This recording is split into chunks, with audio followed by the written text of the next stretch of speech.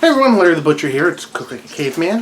Welcome to the show. If you're just watching, I hope you enjoy this and you click subscribe.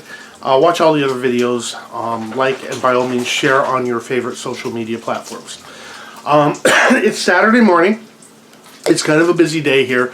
I might get into detail with it later, but it's kind of personal. So I'm getting ready to cook dinner. It's 10 in the morning? Let's see, 9:30 in the morning, and I'm getting ready for dinner now. Great meals can sometimes be done while you're not there. Yeah. This is a skin-on pork sirloin tip roast. Where I work, we had whole legs of pork on sale about 5 or 6 weeks ago, and I took the full round part. And I took the bone out and I took this off, and they're currently in salt right now. They're going to be prosciutto, coltello, and country hams. I got 6 of them. So I'll do a follow-up video. I didn't do an initial video on that one, but I'll do a follow-up because it's kind of neat doing all this stuff. Here I have this roast. It is frozen. It is for dinner tonight. It will get done. Under it, I have onions that I left the skin on, sliced. I have about 4 cloves of garlic. On this all, I need a third hand. I'm going to spread some sea salt on here. I'm not putting it on the meat just yet. My usual salt, pepper. You know, it's odd that I'm adding garlic powder and onion powder to garlic and onion. But for me, it just seems to make sense right now. The pork roast goes in. I think I have a problem. Skin's on the whole. Ooh, just fits. Lucky man. Ooh, what a lucky man he was. So, what did I do? I did that.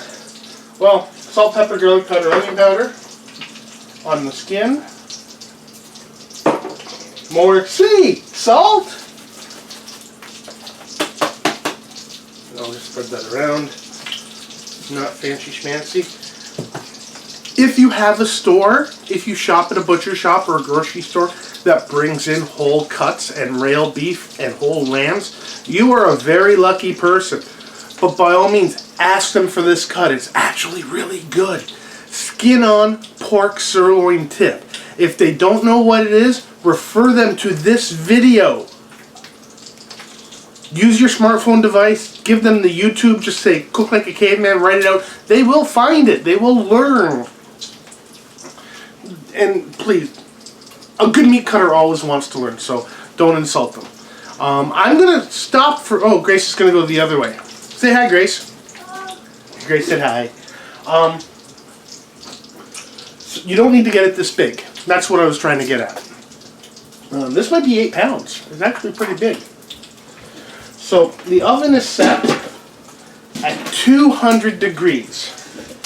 Not 195, not 205, but 200 degrees.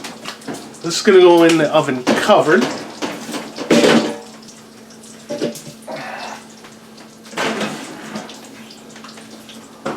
Like so. So I've got some running around to do, and 200 degrees is not a high temperature. Don't mind me, I just have to flip some bacon. Bacon. Pork overload.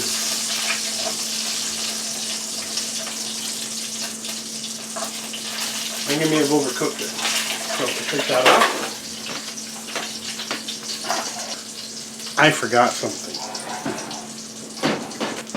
It's too early in the morning to add beer because I'm only going to add half a bottle and I'm going to drink it. And it's 9:30 in the morning. No, don't. But what I'm going to do, I'm going to throw some apple juice in it. just a bit. And because it's covered, all the moisture will help thaw it. And it's going to produce a pretty awesome gravy, or glaze, or whatever it ends up being. Possibly a glaze. We'll see how it turns out. So, into the oven, 200-degree oven, probably for 6 or 7 hours at this temperature, because it is frozen, and I don't normally cook things frozen. I do like to thaw them out, but I forgot to take it out last night, so it's my own damn fault. So the people that run the hydro company, you're welcome. So it's about 4 o'clock. We don't expect to eat for another couple hours. So here's what I got here. It's crusted really good. It's soft though. Probably because I had it covered. Juices are still coming out. Still got a couple more hours to go. I had around 1:30. I bumped it up to 350 degrees. And look at that! Look at the color of those juices. Can you see that? Look at that. That's just going to make such great sauce, gravy, whatever you want to call it. So back in the oven it went right now, and it's going to cook for another couple hours, 250 degrees, and it should be wonderful. I'll go get my sonic screwdriver and be back.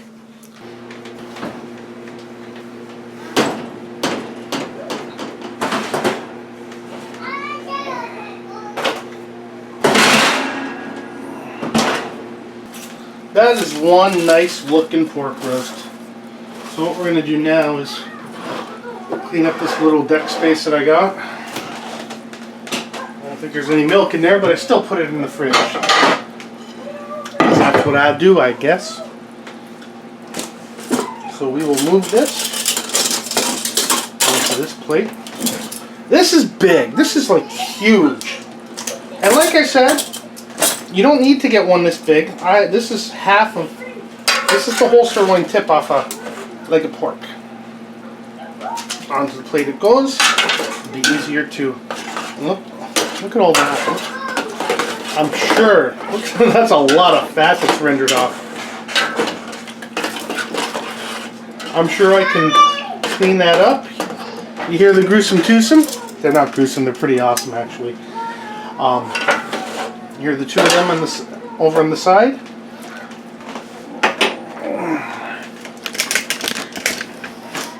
I think we need to start cutting this bad boy open, don't you?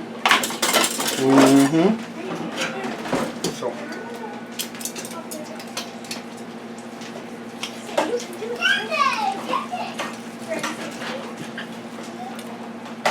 Oh man, this, you know what? I'm really happy with this. Oh, look at this. Can you guys see that?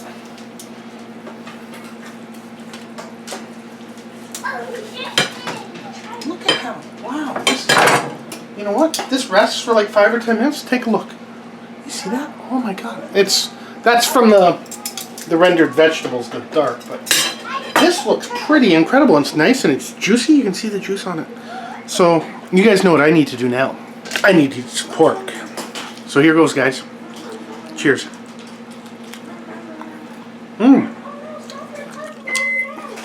Man, this is pretty awesome. Can't talk eating. You know what? Some applesauce. I forgot to get applesauce. So this started frozen. I don't normally recommend that you cook straight from frozen. I hate stuffed frozen turkeys. But that's a different story.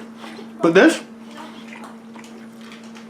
it's juicy, it's not too tough, even though it is a sirloin tip off of a leg of pork. It tastes like pork, which you don't get in a lot of meat that you buy in a grocery store, like Market Hogs, because they've bred the pork out of the pork. Yeah, it's confusing. But that is really, really good. I am very, very happy with this, and I will definitely do it again. And take a look. You can see juices come off it, which is really, really cool. Because normally, you know, when I think of pork roast, like not smoked, I think something that's dry and it's been cooked forever, and this has been cooked all day.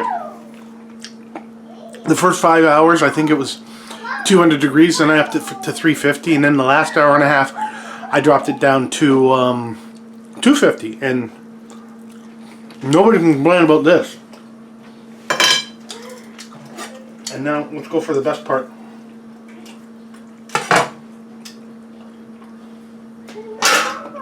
If you're watching your cholesterol, I do not recommend you do this. This is the rind. Okay, there's fat on it.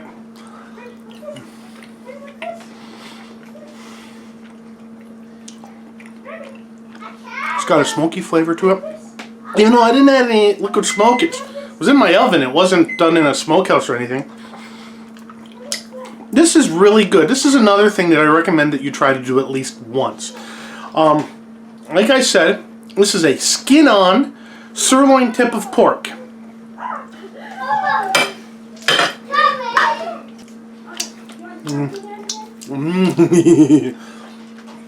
This is a skin-on sirloin tip of pork, and I recommend that you all try this at least once. And by all means, use the flavors you like.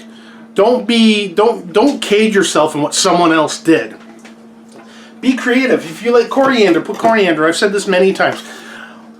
It's about making the food the best that you can for you, and it's subjective. It's not like this is perfect and this isn't. If you like chocolate in your chili, do it. Have fun. So I have to cook 2 kids, and I have to get a plate ready for someone else. As always, I'm Larry the Butcher. I thank you so much for watching Cook Like a Caveman. Please like, comment, subscribe. You didn't word that correctly. What? You said I have to cook 2 kids. I have to cook for 2 kids right now. So, I'm Larry the Butcher. Thank you so much for watching Cook Like a Caveman. Please like, subscribe, comment, watch all the other videos, and by all means, give me your opinion. And maybe I can do something for you. And just remember what I always say, if this caveman can cook something this good, you can too. We'll see you later.